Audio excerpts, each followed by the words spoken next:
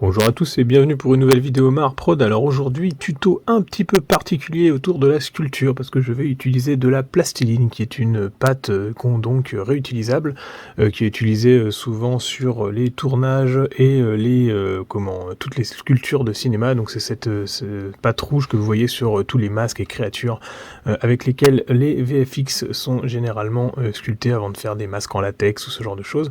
C'est une pâte qui ne sèche pas à l'air, c'est une sorte d'argile un peu huileuse dont l'eau a été remplacée par l'huile et donc elle est utilisée en modelage et en sculpture pour faire toutes sortes de volumes et qui ne sèche jamais. Elle peut également se fondre, se cuire, se malaxer pour être plus chaude et donc là ce que je fais c'est une sculpture d'entraînement que je vous montre. Alors ça va être un petit peu particulier, je pense que peut-être que déjà certains ont déjà repéré ce qui n'allait pas dans la vidéo, mais c'était également un test. Donc en premier, bien sûr, il y a une armature en fer qui a été créée pour soutenir la sculpture. Ici, je l'ai fait en aluminium recuit, ce qui me permet de modifier un petit peu les membres en les tordant et tout ça. J'ai fait donc une structure classique avec 2 fils d'alu en torsadé, et puis ensuite un plus petit fil autour de la structure générale pour que la pâte adhère mieux, et une boule d'aluminium à partir de feuilles pour tout ce qui était volume de torse, histoire de gagner un petit peu de volume pour gagner de la pâte. Généralement sur ce genre de sculpture qui est donc assez grande, on est sur largement du 200 mm voire plus, je pars des jambes pour avoir une bonne structure et avoir quelque chose qui va bien se fixer au socle, pour pouvoir ensuite remonter sur les hanches et ensuite le buste, même si à certains moments dans la vidéo vous allez me voir un petit peu digresser pour commencer certains détails, certaines choses et tout ça. En fonction de l'inspiration, c'est vrai que même s'il faut commencer par les jambes, moi au niveau de la technique c'est ce que je fais, au bout d'un moment forcément on dérive un petit peu puis on commence à sculpter ailleurs. Donc là je suis déjà arrivé au torse. Donc le torse en fait c'est plein de petits volumes que vous allez placer à droite à gauche en fonction d'une anatomie. Pour ça vous pouvez vous aider de référentiels.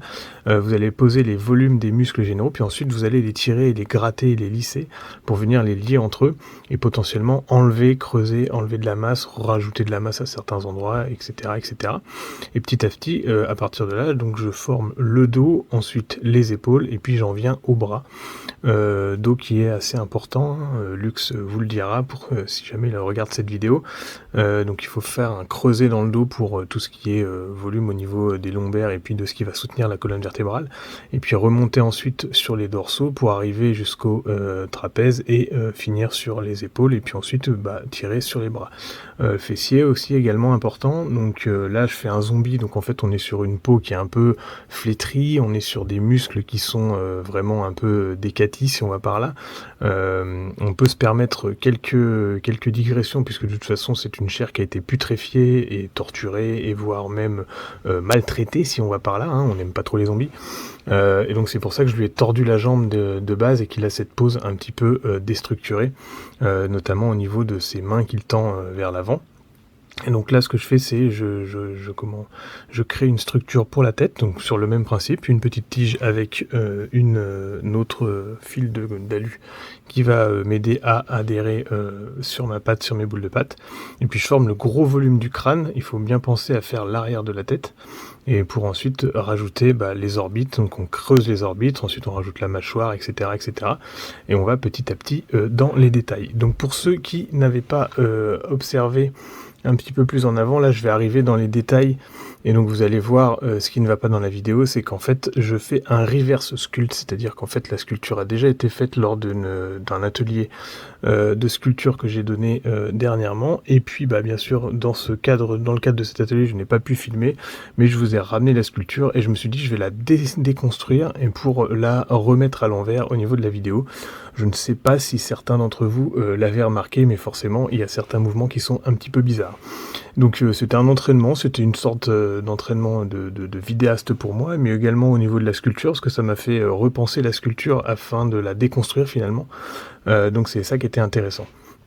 Mais globalement, j'ai respecté les étapes de ce qui m'avait été, de ce que j'avais fait pour créer la sculpture de base. Donc, et pour la déconstruire ensuite. Donc là, je suis déjà sur les détails, hein. C'est un détail que j'avais fait durant le cours pour montrer qu'on pouvait pousser un petit peu le détail un peu plus, même avec une pâte de sculpture qui est pas censée ensuite se mouler ou etc., etc. C'est une pâte de sculpture un peu temporaire, si on va par là. Donc là, je suis parti sur une sorte de gros godillot, et puis l'autre pied allait être nu, comme s'il avait perdu sa chaussure. Et je suis en train de créer une sorte de Rangers avec en allant jusqu'au lacet, en faisant vraiment les crampons, les choses comme ça, pour augmenter le niveau de détail. Donc là, je reviens sur le haut du torse avec la création des bras. Et donc petit à petit, je place le volume de mon épaule, ensuite le volume de mon biceps, je reviens derrière pour le volume du triceps, et puis j'avance comme ça petit à petit vers la main. Le volume du bras, c'est quelque chose qu'on connaît assez facilement, donc vous pouvez commencer par là, par exemple sur certaines sculptures. Les bras, vous les voyez souvent parce qu'ils sont à côté de vos yeux, donc c'est quelque chose que vous connaissez au niveau de votre corps. C'est beaucoup plus dur de sculpter un dos parce que vous avez pas tout le temps un visuel sur votre dos, et généralement on a tendance à bien sculpter ce qu'on connaît. Donc là, ensuite, une fois que j'ai fait les bras, je pars sur les mains. Donc je commence avec la paume, puis ensuite je forme les doigts. Là, je n'ai pas de structure dans les doigts, parce que c'était vraiment une sculpture de show, une sculpture pour montrer ce qu'on pouvait faire. Donc je n'avais pas besoin réellement d'offrir une structure. Si j'avais voulu faire quelque chose d'un peu plus périn, c'est-à-dire que c'est une sculpture qui pourrait se garder, hein. On peut vernir, on peut peindre temporairement. Vous en verrez beaucoup sur internet qui vont sculpter avec de la plastiline, et vous allez avoir l'impression que la sculpture est finie, mais c'est malheureusement pas le cas. Même si on peint par-dessus de la plastiline, ça ne va pas tenir dans le temps et ça va s'abîmer, donc vous ne pouvez pas vendre une sculpture telle quelle, mais on pourrait quand même faire quelque chose de plus solide avec une structure en fonction de ce qu'on veut. Ensuite, c'est du modelage, donc là, c'est ce que je suis en train de faire. Donc, vous imaginez bien que je suis en train de déconstruire à l'envers le short que je suis en train de remettre là. Mais c'est la même chose, donc j'ai étalé la pâte pour faire une fine couche et pour créer comme une forme de tissu. Tissu qui peut d'ailleurs être texturé à la base, hein. Vous pouvez tout à fait imprimer quelque chose dedans pour avoir une texture différente de la peau que vous êtes en train de faire, ou du godillot en cuir et tout ça. Et donc là, j'avais créé un short complet par-dessus la figurine, par-dessus vraiment la musculature, et pour ensuite l'abîmer, le tailler, le déchirer dans tous les sens. Ce que je suis en train de reformer, déformer, ça dépend dans quel sens vous voyez la vidéo. Et puis après, c'est plein de petits détails, donc je m'amuse à ouvrir le torse pour y rajouter des côtes, je lui fais des dégâts dans le poitrail, etc. Je rajoute des dents. Ici, je suis en train de reformer la ceinture. Donc la ceinture, pareil, c'est une bande de plastiline directement mise en forme, puis entourée autour de la taille, et ensuite à vous de resculpter par-dessus, donc remodeler les petits détails comme la boucle de ceinturon, le bout de la ceinture qui pend, ou également les passants du short. Donc c'est quelque chose d'assez particulier, en tout cas je me suis bien amusé à faire cette vidéo, donc pour ceux qui peuvent, n'hésitez pas à m'aider sur Tipeee. Vous avez vu passer les soutiens au niveau des liens, et puis de toute façon vous pouvez retrouver tous mes liens en description. Là je vais jusqu'à former quelques petits détails comme les poches ou les poches arrière et tout ça. Plus les détails seront importants, plus ça va donner de réalisme à votre sculpture.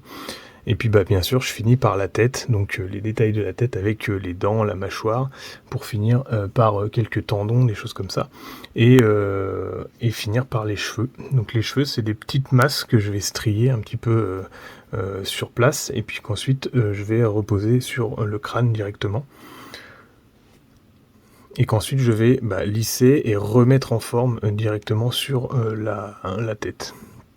Donc là, je suis également en train de former les dents, j'ai mis une langue, et puis après, il y a plein de détails qu'on peut rajouter sur un zombie. L'avantage de la structure en alu, c'est qu'on peut lui tordre les membres pour essayer d'autres poses, c'est qu'on peut éventuellement lui arracher des choses, on peut tailler dans le gras et tout ça. Donc voilà. En tout cas, j'espère que ce type de vidéo vous aura plu. C'est un petit exercice à la fois de style pour moi au niveau du montage vidéo, mais aussi pour vous montrer autre chose en sculpture.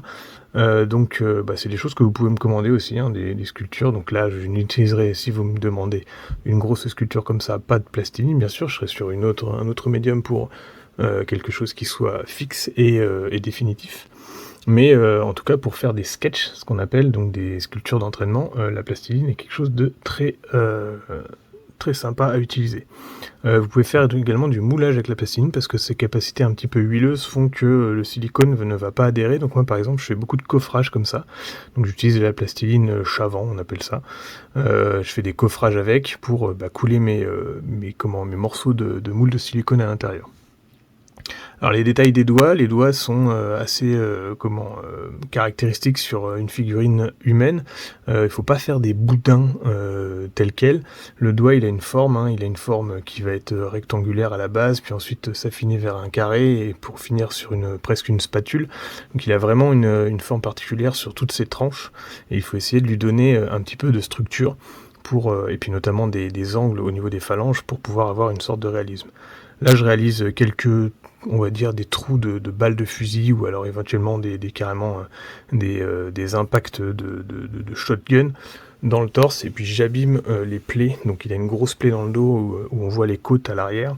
Là vous le voyez peut-être pas à la vidéo, mais on voit également sa colonne vertébrale et j'imagine qu'en fait la peau s'est fendue mais qu'elle s'est aussi craquelée. On peut imaginer que le zombie est très sec, desséché, donc on voit la fibre musculaire en dessous et puis par-dessus il a des lambeaux de peau qui se tendent par-dessus les muscles. Et je finis par la dernière, la main gauche, donc elle est repliée un petit peu comme s'il avait potentiellement le bras un petit peu brisé, ou au moins il s'est pris des choses dedans. Et puis je recourbe un peu les doigts comme s'il avait des griffes ou qu'il avait des doigts carrément cassés. Et puis bien sûr ensuite je texture l'ensemble et je mets d'autres détails comme par exemple un petit bandeau autour du muscle et je vais finir par former une sorte de gros pieu qui va lui transpercer le torse, mais apparemment pas suffisamment pour ne pas qu'il continue de marcher et qu'il soit un petit peu dangereux. Bref, en tout cas, voilà, j'ai filmé avec 2 caméras, donc c'était assez complexe, notamment de remettre un petit peu tous les 2 films ensemble, sachant que j'ai accéléré les 2. Mais sinon, c'est une sculpture qui m'a pris, alors là, pour la déconstruire, forcément, ça m'a pris une 40aine de minutes, mais pour la déconstruire en vidéo, mais pour la faire en elle-même, c'est une sculpture qui a dû me prendre entre 2 et 3 heures, peut-être un peu plus, étant donné que j'étais en cours et que je montrais des choses sur cette sculpture. Donc en tout cas, n'hésitez pas à me dire en commentaire si ça vous plaît. C'était la petite vidéo du jeudi. Bientôt, on se retrouvera pour plus de vidéos et puis pour les prochains épisodes de J'irai filmer vos setups. Donc soyez prêts, n'hésitez pas à vous abonner. Donc là, c'est ce que je disais par exemple, je suis en train de resculpter les cheveux. Donc les cheveux, c'est des sortes de zones de pattes que je mets par-dessus et que je strie.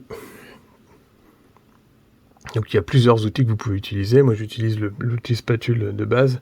Et puis je vais finir également par quelques petits détails très fins comme... ça c'était aussi pour l'exercice, c'est montrer qu'on peut aller jusqu'à faire une bande de contention comme une grosse menotte ou alors jusqu'à faire une chaîne. Donc là les maillons de la chaîne, c'est pareil. Je fais des petits boudins fins que je vais souder les uns aux autres. Je crée vraiment une chaîne comme si je la faisais en réel. Et puis je viens l'attacher sur le bracelet qui est déjà mis en place. À vous ensuite de pousser les détails. Et la plastiline se lisse avec du white spirit. Donc vous passez du white spirit au pinceau. Ça va lisser vraiment, ça va faire fondre votre surface légèrement. Et puis ça va pouvoir lisser les volumes, notamment au niveau de tous les muscles. On va tirer beaucoup les muscles avec un outil strié. Ça va laisser beaucoup de traces, mais qui vont être ensuite complètement lissées par le passage au white spirit, ce qui est très agréable à faire. Donc voilà, on arrive à la fin de cette sculpture, ou de cette déconstruction, donc pour moi finalement le début où je commençais à enlever les masses.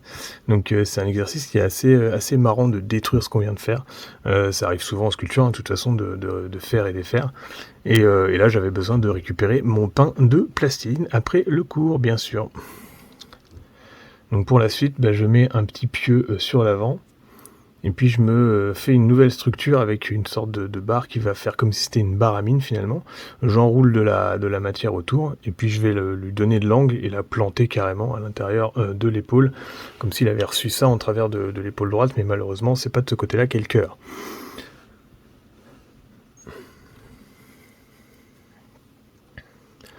Donc voilà, n'hésitez pas à vous abonner, n'hésitez pas à aller voir sur mes différents médias. J'ai un compte Instagram, j'ai maintenant un Tipeee, à défaut d'avoir un Utip. J'ai perdu tous mes Utipeurs, mis à part Ben, merci à lui, donc n'hésitez pas à revenir sur Tipeee pour pouvoir aider la chaîne. Et puis, si vous voulez me commander des figurines, n'hésitez pas à me contacter par mail. Je vous laisse pour découvrir la fin de cette vidéo. À bientôt à tous, et bon modélisme!